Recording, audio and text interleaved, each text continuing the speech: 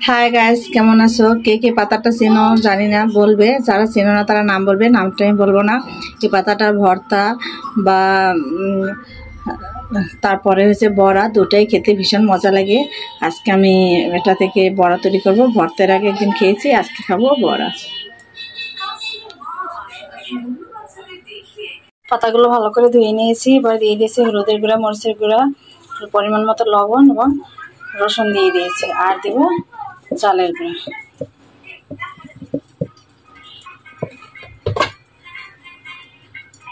চালের গুঁড়া দিয়ে করবেন, তাহলে মচমচে হবে। তাই চালের গুঁড়া দিয়ে করেছি। বেসন তেলে ভাজার সময় মচমচে হলে একটু করে নরম হয়ে যাবে।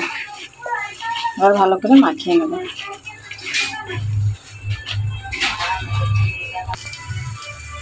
মাখানো হয়ে গেছে, এবার সুন্দর করে এগুলো দিয়ে বড়া করে নেব।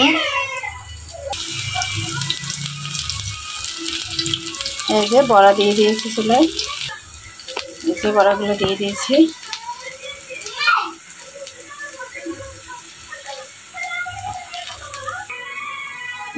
বড়াগুলো হয়ে আসছে, এবার নামিয়ে নেব। দেখো কত সুন্দর হয়েছে, মচমচা হয়েছে, তো মচমচা।